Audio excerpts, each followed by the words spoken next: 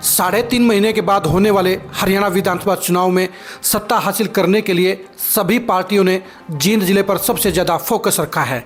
जींद जिले को हमेशा सियासी तौर पर इस्तेमाल किया जाता है, उसके नाम पर सरकारें भी बनती हैं, लेकिन जींद जिले का वो विकास नहीं हो पाया।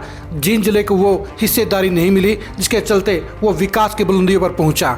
लेकिन एक बार फिर से सभी पॉलिटिकल पार्टियां जींद जिले पर टारगेट कर अपनी पॉलिटिक्स कर रही हैं। इस बार भी जींद जिले में जिस सीट पर सबसे ज़्यादा फोकस रहेगा वो जुलाना सीट भी रहेगी। जुलाना सीट इसलिए इम्पोर्टेंट है क्योंकि कांग्रेस के हिसाब से पिछले 3 चुनाव में यहाँ उसे हार मिली है। चौटाला परिवार को पिछले 3 चुनाव में यहाँ पर जीत मिली है और बीजेपी यहाँ पर अभी तक खाता नहीं खोल पाई है। यही वजह है कि सभी पार्टियाँ इस सीट को हासिल करने के लिए अब पूरी ताकत लगा रही हैं। अब सवाल ये उठता है कि जुलाना हलके के वोटर इस बार क्या फैसला लेंगे और किसका इलाज करने का काम करेंगे। जो जुलाना हलके की जो फीडबैक आ रही है वो बता रही है कि इस बार हलके के लोग ट्रिपल इलाज करने का काम करेंगे, यानी इसमें जुलाना हलके के वोटरों में साफ तौर पर देखा जा रहा है कि वो क्या करने वाले हैं। सबसे बड़ी बात यह है कि जुलाना हलके में एक बार फिर से बीजेपी के लिए खाता खोलना बेहद मुश्किल नजर आ रहा है और सबसे ज़्यादा नाराजगी भी बीजेपी के प्रति है।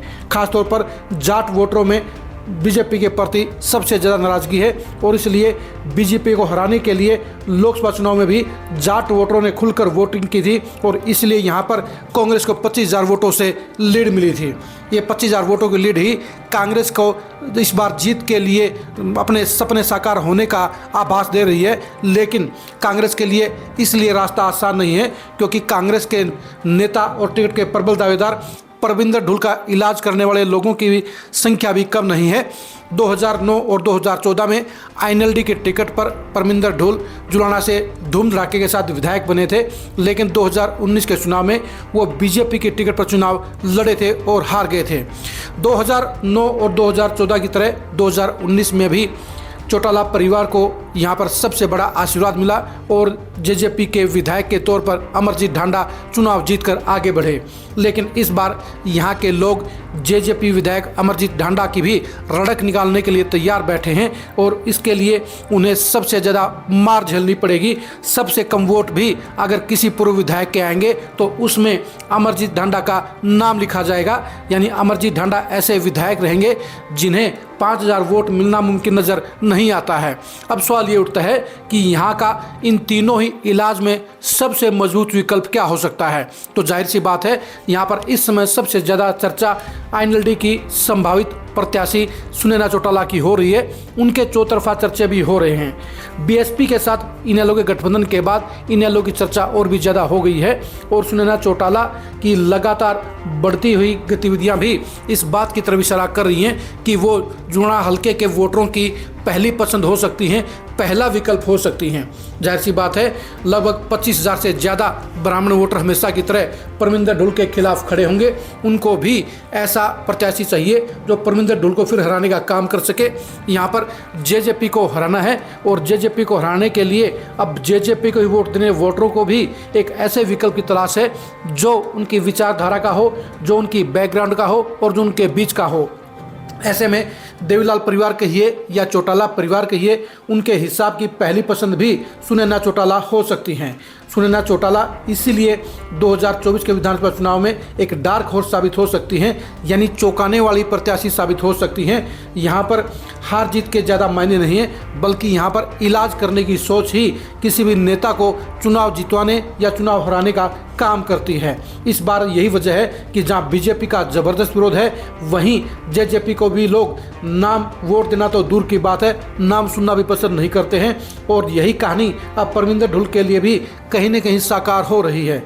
परमिंदर ढुल के लिए ज़्यादा दिक्कत इस बात की भी है कि यहाँ पर समाजवादी पार्टी के कद्दावर नेता संजय लाठर भी समाजवादी पार्टी के कोटे से अपने बेटे के लिए यहाँ से टिकट मांग रहे हैं। ऐसे में आदित्य लाठर भी यहाँ से इंडी गठबंधन के प्रत्याशी हो सकते हैं। लेकिन अगर ऐसा नहीं होता है तो भी परमिंदर ढुल के खिलाफ ब्राह्मण वोटर एक बार फिर से लामबंद होंगे और उनको जिताने के बजाय उनको हराने के लिए वोट डालने का काम करेंगे और वो उस प्रत्याशी को वोट देंगे जो सबसे ज़्यादा मजबूत होगा। यानी चाहे वो आईएनएलडी के पुराने वर्कर हों, चाहे जेजेपी के अमरजीत ढांडा को जिताने वाले वर्कर हों, चाहे वो अमरजीत ढांडा की मंजी ठोकने वाले वोटर हों, या फिर वो एक नए विकल्प के तौर पर इलाज करने वाले वोटर हों, सभी के विकल्प के तौर पर पहली पसंद सुनैना चौटाला हो सकती हैं। सुनैना चौटाला हल्के के दौरे पर निकल चुकी हैं। सुनैना चौटाला जानती है कि जुलाना में उनके लिए गोल्डन चांस मौजूद हैं और इसीलिए वो जुलाना हल्के के दौरे पर निकल चुकी हैं। सुनैना चौटाला के लिए विकल्प आसान नजर आते हैं, उनके लिए प्रबल संभावनाएं भी नजर आती हैं और इसीलिए वो जुलाना हल्के को अपने चुनावी कर्म क्षेत्र के लिए चुनकर सामने आई हैं। जुलाना हल्के में इस बार भी चौंकाने वाला परिणाम आ सकता है और चौंकाने वाले परिणाम में सबसे बड़ी बात यह रहेगी कि इलाज करने वाले वोटरों के सामने सबसे मजबूत विकल्प कौन सा होगा।